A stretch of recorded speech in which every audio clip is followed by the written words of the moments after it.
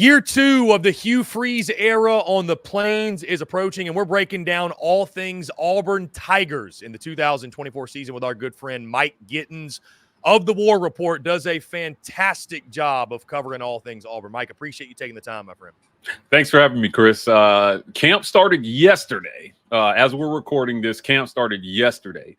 So Auburn is in camp. Hugh Freeze is excited. He said in his opening press conference that he's excited and he's looking forward to seeing what his offense can do. Now, he has got higher expectations. I thought it was interesting that he said, I'll be disappointed if it doesn't look sharp today. That's a far cry from where he was at last year. He said, we have whittled it down to the things that we think we want to do and that we want to do well. And if it doesn't look sharp today, I'm going to be disappointed. That sounds a lot like, hey, crap or get off the pot to me, to his team. So we'll see what they've got. Mike, before we look ahead of this year, let's briefly look back at the 2023 season. You mentioned year one of Hugh Freeze, 6-7 overall, 3-5 in SEC play, lost to Maryland, that ugly Music City Bowl. The viral moment came courtesy of you, I learned, by the way, in that press conference when Hugh Freeze said, you asked him about game planning and said, well, we were busy recruiting. But, you know, an up and down year, you know, you look at the highs were really high, right, in regards to what Auburn can be. Took Georgia down to the wire. You could argue should have beaten Alabama. I will say that. The lows are really low, right? New Mexico State, Maryland come to mind. When Auburn fans look back on year one of the Hugh Freeze era, what do you take away? Because like I mentioned, there were highs, there were lows, there were in-betweens. It was a roller coaster ride in year one. What you take away is that the roster wasn't quite where it needs to be to compete in the SEC at the highest levels. Chris, look, Hugh Freeze made no qualms about telling people, I need more talent. I need more talent. Now, personally, if you listen to us, I think that was to the detriment of his current team.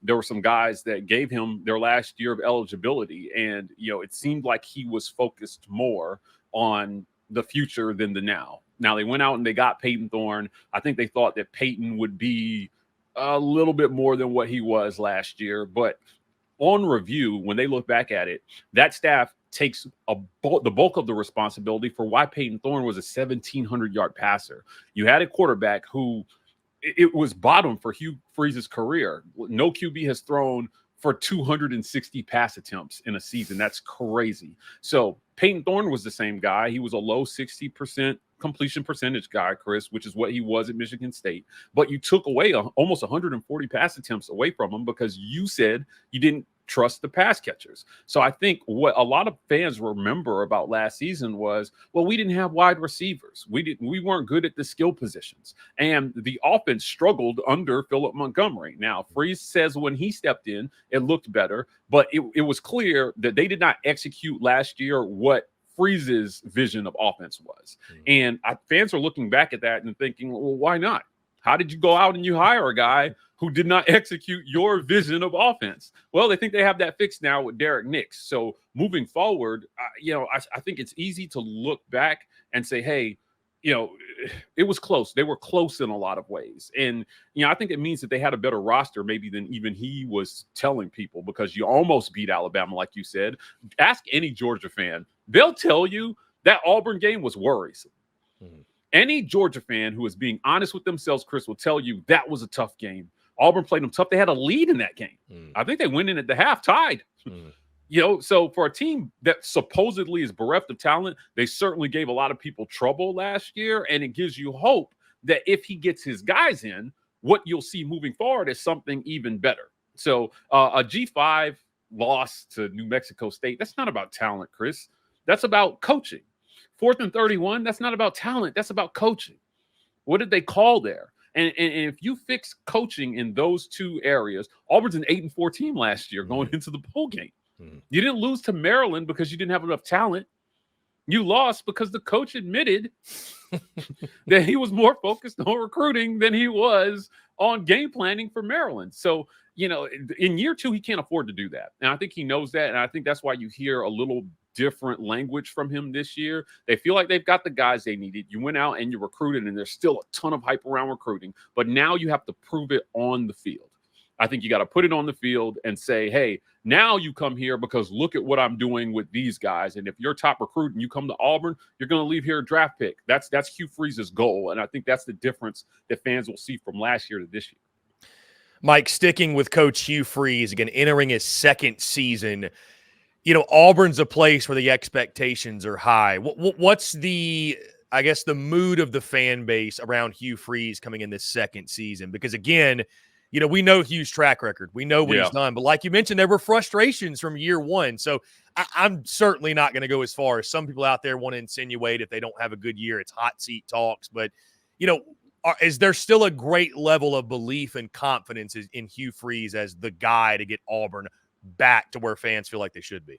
The dichotomy of the fan of between the fan that believes Auburn's going to go 10-2 or undefeated every year, and those who are like, oh, maybe 7 wins would be good, is amazing.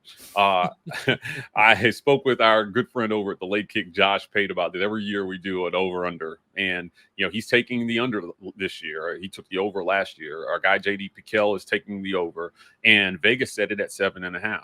Before spring ball, I was solidly on the under with them, and I think that most fans are realistic about where this team is at because that's what the coach has projected.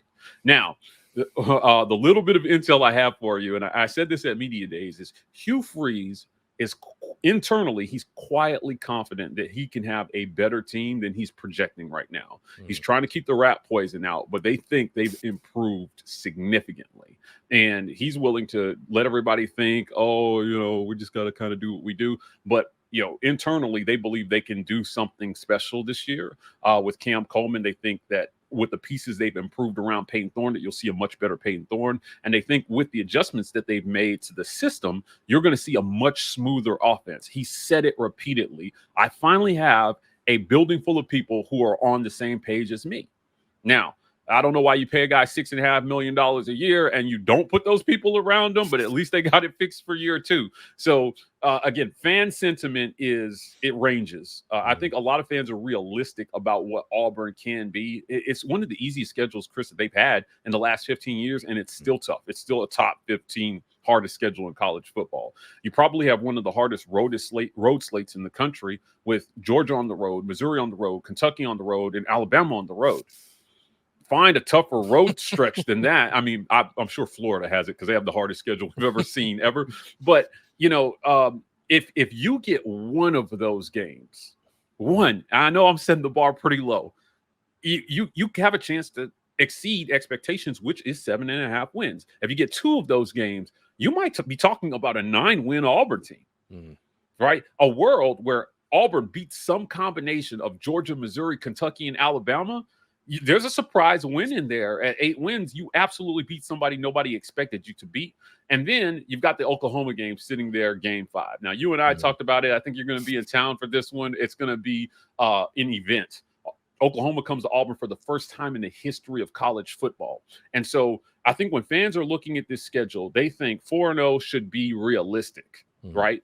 5-0 is, man, you just set up a monster Georgia game. And then if you come out of that October stretch with 1 win, the outlook for the season, I think, is much higher than what people expected going in. So, Mike, diving into this 2024 team, let's get into it. We'll start on the offensive side of the football. I think the big news here, out with Philip Montgomery, Hugh Freeze is doing what he does best, and he's going to take over the play calling duties for the most part at least. Payton Thorne is back at QB1, was dead last in the SEC last year in passing yards per game. You have highlighted that. He looks to take steps forward, and he's going to have a revamped wide receiver room to help him, led by Cam Coleman, the star freshman, Keandre Lambert-Smith, the transfer, Robert Lewis, the transfer. By the way, Rivaldo Fairweather returns. I don't feel like he's getting enough love, one of the top playmakers on the Auburn offense. You've also got Jarquez Hunter, who you could argue is the best running back in the SEC coming back. And then 3 of 5 starters are back on the offensive line. It's a veteran group, and it's headlined by Connor Lew, a guy we've talked about at the center position. So when you look at this Auburn offense, like I mentioned, if you don't have a quarterback, you don't have a chance. There's belief Payton Thorne can be better, especially when, again, you talk, Mike, and I believe that there probably isn't a team in the SEC that upgraded their skill position players more from last year to this year than the Auburn Tigers did. Thoughts on this Auburn offense going into 2024? What do you expect them to look like, especially with Hugh Freeze now manning the controls? When you look at the history of Hugh Freeze's offenses, in the better years, they're about 55% run, 45% pass. But they're running a great number of plays, so the volume is still there in both disciplines. Now, Hugh Freeze said at media days that when asked about what does he think the strength of his offense is going to be, he said, I hope it's the run game. And I think that's evidenced by the fact that Jarquez Hunter got voted first team all SEC preseason. So he's the best returning back in the conference, and not a whole lot of people are talking about him because of the season that Auburn had last year. But missing game one, he came up, just a few yards short of 1,000-yard season, playing only 11 games. He was suspended for the first game for some off-the-field issues, but he's back. I think he's going to hit the ground running, so there will be no first-game jitters. And you'll see him get off to a fast start with the schedule that Auburn has.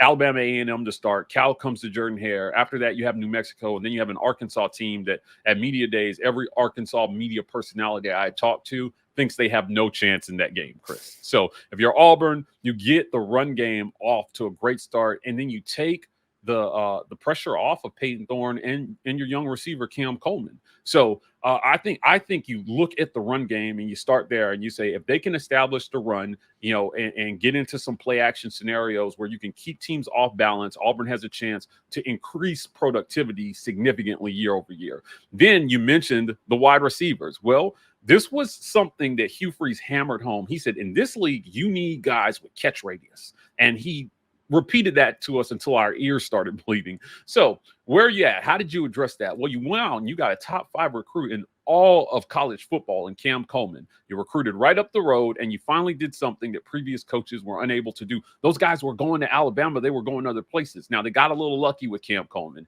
He committed to Texas A&M, and Jimbo got fired. Probably the only thing that could have happened that would have got him to Auburn. But Auburn stayed in good position so that when the unthinkable happened and Texas A&M decided to pay $70+ million to get rid of Jimbo, you land Cam Coleman. And if A-Day is any indication, he's going to start game one. That's how good they think Cam Coleman is. But you got to pair him with somebody. So they went out and they got Keandre Lambert-Smith from Penn State. He was their leading receiver. You're talking about a guy who had more catches than any Auburn wide receiver had targets last year. They threw the ball at a historically low rate. So if he even produces what he produced at Penn State, I think you see a much better passing game. Now, beyond that, the question is, how much 12 personnel is Auburn going to run? Because they ran a ton last year. For our listeners who are listening, if you don't know what 12 personnel is, that's 2 wideouts, 2 tight ends, 1 running back. You spoke about Rivaldo Fairweather, Chris, and that he is a great talent, and I think that he'll do well. But on the other side, you've got a couple of tight ends in Luke Deal, Brendan Frazier. Luke didn't catch a pass last year, and Frazier wasn't much of a receiving threat at all. Now they have the young guy, Michael Riley, who should, I think, find some playing time this year. He's the best blocker in that room, and he's fast and can catch. So we'll see if he climbs the depth chart to provide them some more passing weapons. But if you go to 11 personnel, that's when the transfer from Georgia State comes in. Robert Lewis is a great wide receiver. They like him.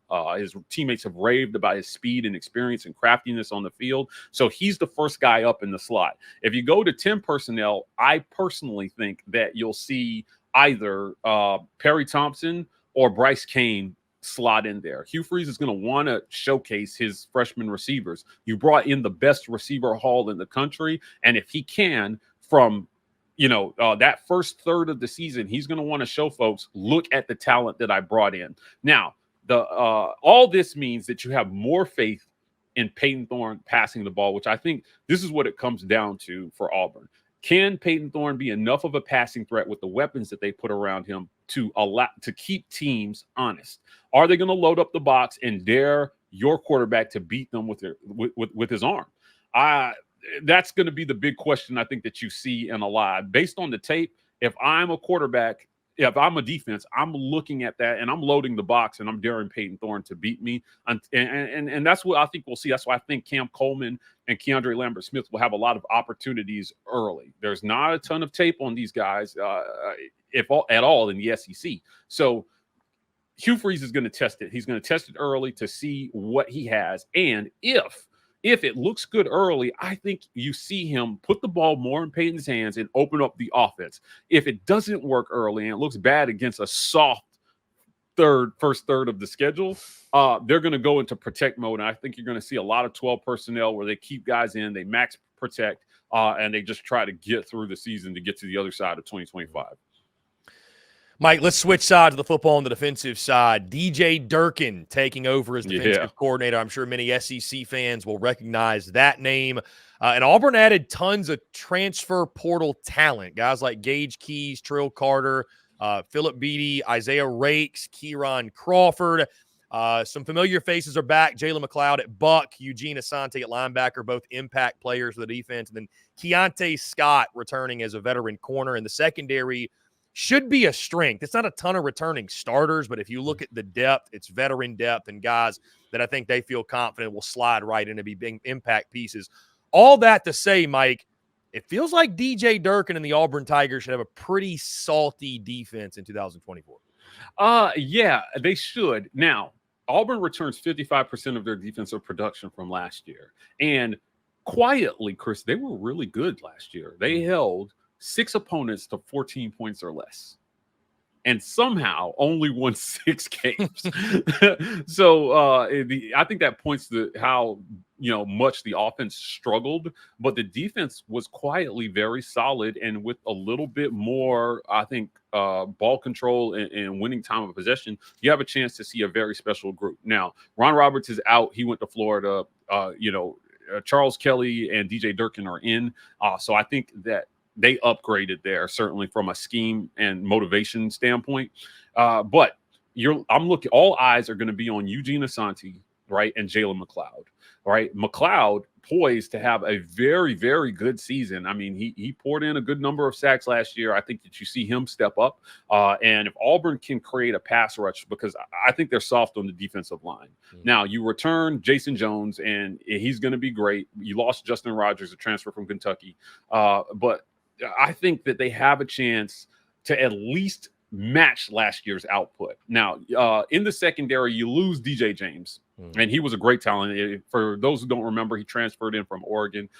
He did some great things here. But you've got Kayan Lee, who is going to step up. He had 18 tackles, 2 tackles for a loss, and forced fumble. He did some great things. He's a young man who they have a lot of faith in. He got a lot of hype preseason last year, and he's poised to step in. And then you mentioned Keontae Scott, who absolutely, I was shocked that he didn't make a preseason list.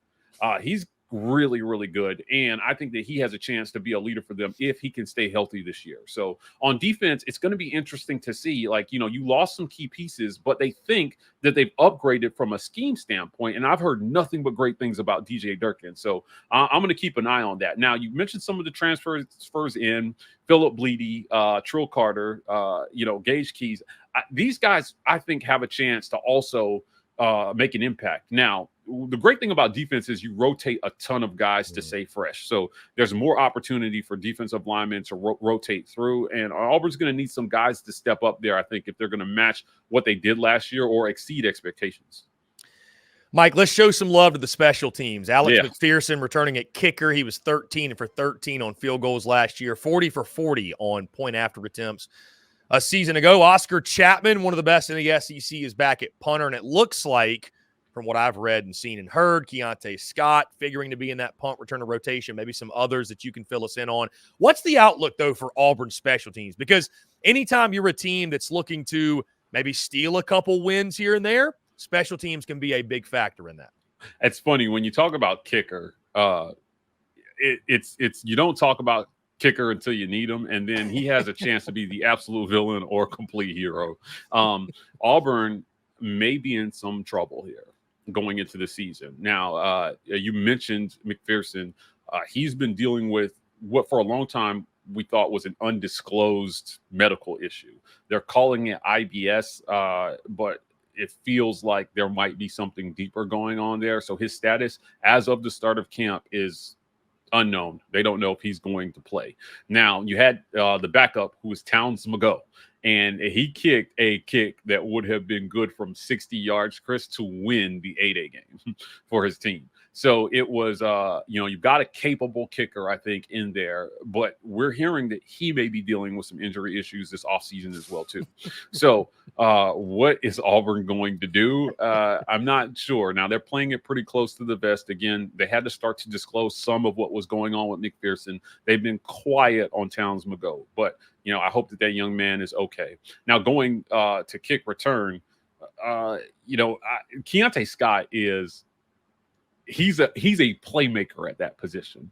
And it's going to be interesting to see what his maturation process looks like there. He's a guy who definitely will take some chances. And at times last year, we were holding our breath to see what would happen, and he had a few muffs last year, but when he gets the ball in his hands, he's absolutely dynamic. It's such a special skill to be able to see the field on returns the way Keontae Scott does. Find the gaps, find the holes, and get upfield, right? So it's good. I think that Auburn has a lot of uncertainty in the special teams as of right now. Now, we could get to Alabama A&M first game, and none of this could be an issue. But right now, there are definitely some question marks. They've got to get healthy, and they've got to get some depth there. So looking at the overall outlook, Mike, for the 2024 Auburn Tigers, 11 starters are back, 6 on the offensive side, 5 on the defensive side. A lot of new pieces coming in via transfer portal. There'll be a lot of young talent making an impact as well. And you mentioned it, Mike, the 2024 schedule. Alabama A&M, Cal, New Mexico should give you an opportunity to get off to a hot start. I don't see any repeats of any New Mexico schools giving Auburn trouble like last year. Then you get an SEC play, Arkansas, that Oklahoma game, like you mentioned, that one's going to be massive.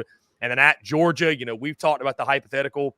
What if Auburn's 5-0? Georgia made you homecoming. Not saying that Auburn's going to win, but could get kind of interesting. Then the bye week.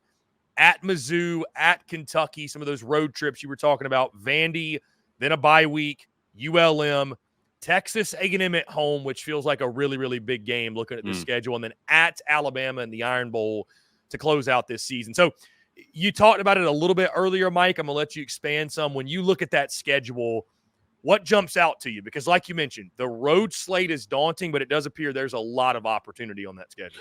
I'm looking at that Oklahoma game. Auburn should win the first 4.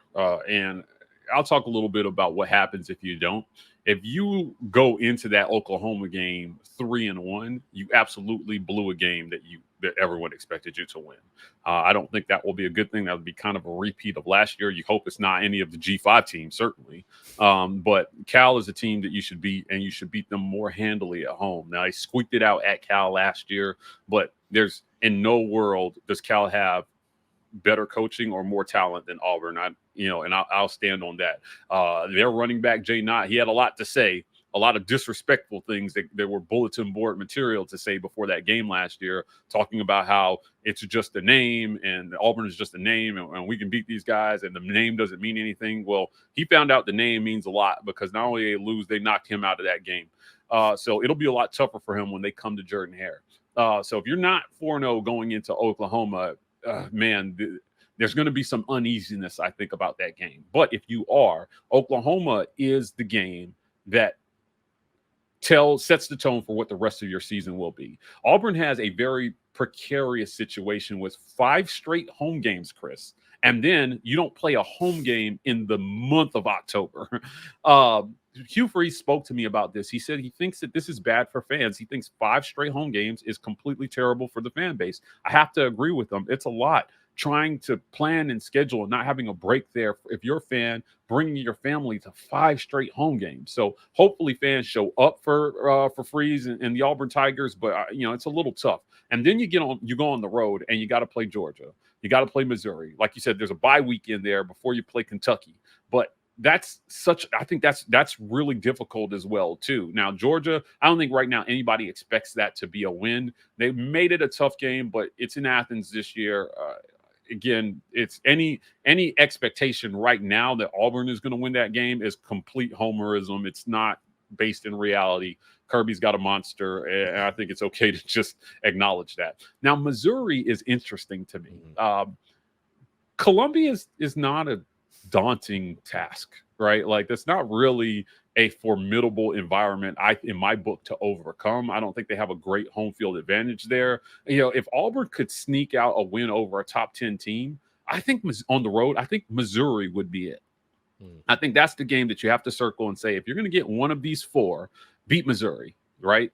Now, look, a lot of people will say, oh, no, Mike, it's Kentucky. Look, I expect Auburn to win that game. But I don't think it's going to be easy. I don't think any of these road games are going to be easy. So it's going to sound precarious, me saying, I think Missouri, but we've seen Auburn versus Kentucky before. Those games sometimes can just be absolute dogfights, especially when it's in Lexington. So we'll see about that.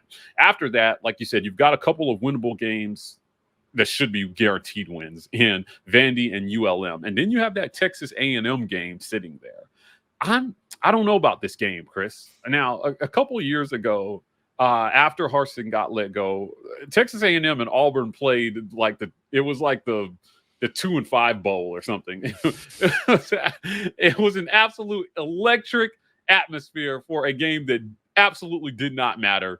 Both teams were in terrible position, but Auburn showed up and they created an SEC championship-like atmosphere for Cadillac's first full game as head coach of the Auburn Tigers. You have former players that showed up. What kind of energy will be around that game? It's going to be interesting. It's Mike Elko's first season in College Station, versus Hugh Freeze's second year at Auburn.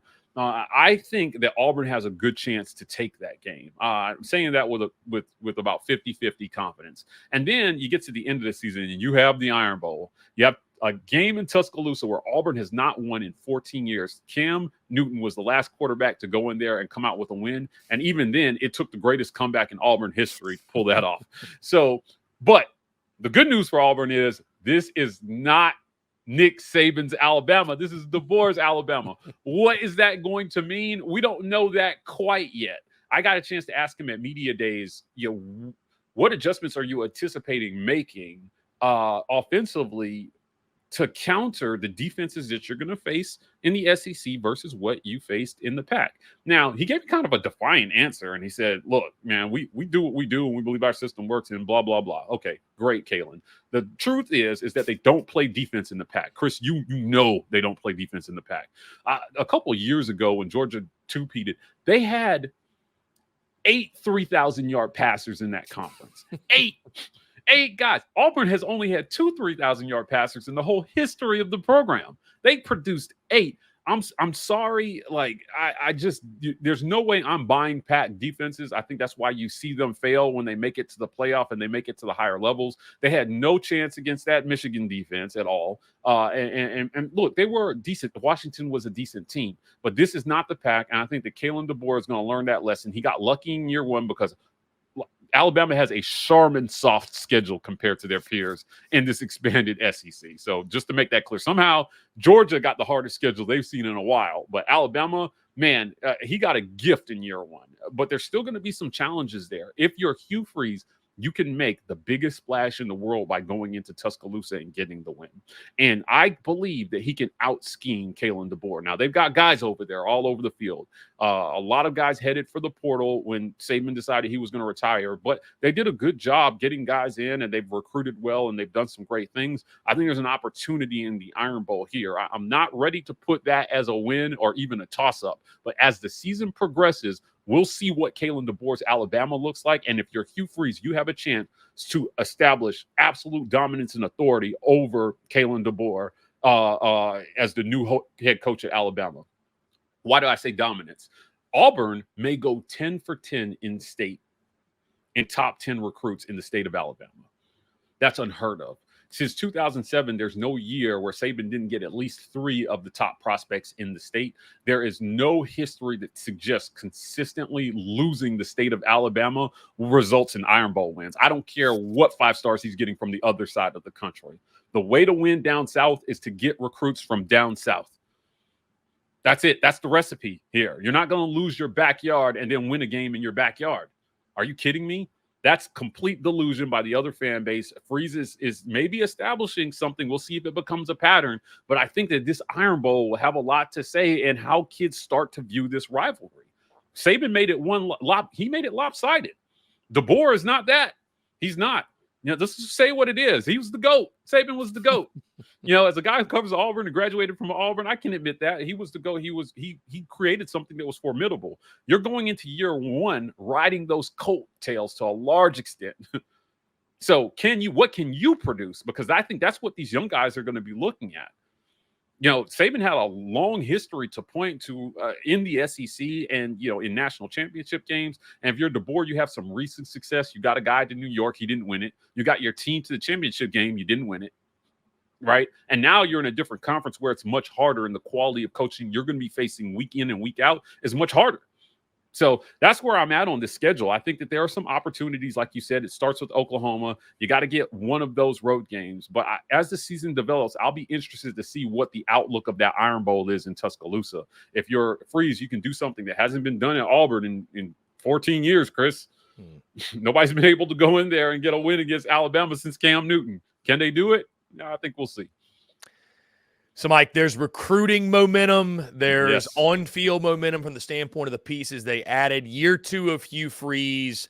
And the big question is, can the Tigers take the next step? What does the next step, Mike, in your mind look like? And I feel like the win total that's been talked about this offseason, I've seen the most, is 8 wins. That magic number's kind of 8 wins in year 2. Get to 8 wins. It'll set you up for a monster year 3. And I don't know if Auburn folks want to hear that growth and success or that track, it's not always linear, because it seems like that would be the linear path. But, I mean, sometimes maybe it is. Either way, year 2, what does the next step look like for Hugh Freeze? And would you agree that 8 wins is sort of that magic number where Auburn fans would look and say, okay, this was a successful 2024?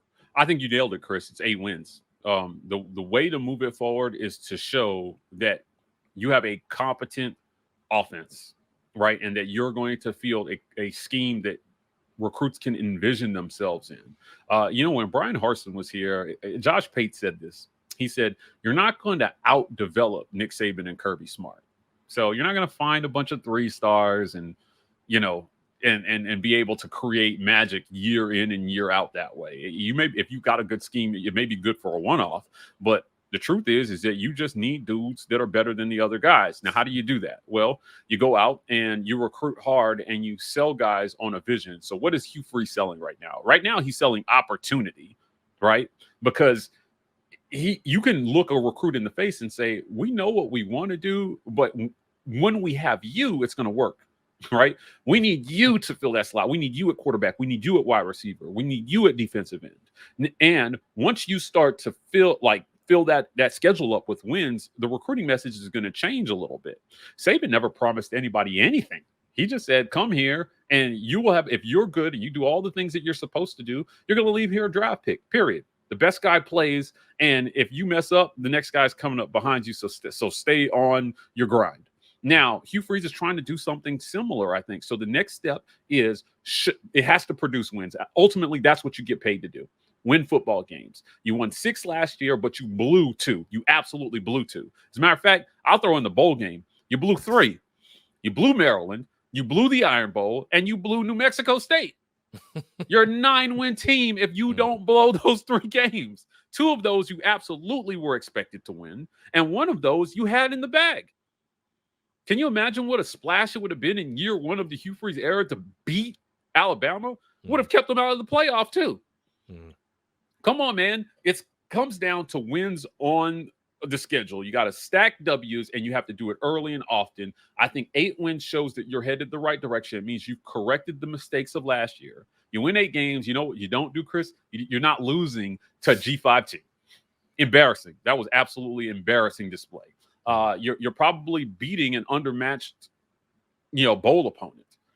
And if you get a win versus your rival, which you had in the bag as well year 2, I think that's a great season. Now, if for some reason in complete la-la land where we're imagining the best case scenario and Auburn starts 5-0, they get 2 wins on the road, so that pushes them to 7 wins, right? You beat ULM and you beat Vandy, and now you're at 9. You beat Texas A&M, you're at 10 wins.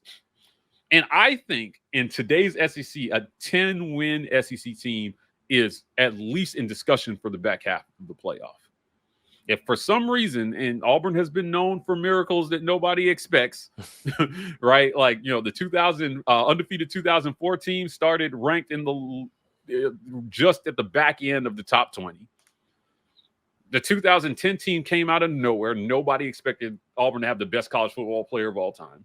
The 2013 team was coming off a 3-9 season. 3-9, the worst season in 50 years.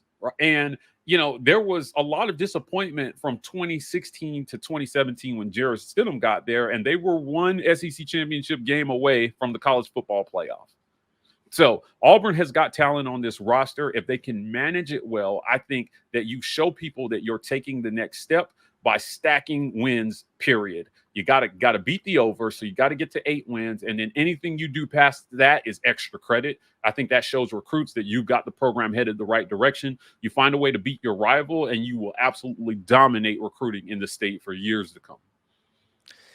It's going to be an exciting season on the Plains. Mike Gittens of the War Rapport, again, does a fantastic job covering all things Auburn. Mike, let folks know where they can check out all your work. Check us out at thewarreport.com. We just posted an article about the huge leap we expect Hugh Freeze's offense to take in year 2 of his tenure on the Plains. Also, check us out on social media at The War Rapport, every social media platform. We're TW Report on TikTok, and on YouTube, you can search The War Rapport and see all of our video content there. We've got lots of great stuff coming for you guys. Mike, you're the man. Appreciate you taking the time. Can't wait to run into you on the Plains this season. Thanks for having me, Chris.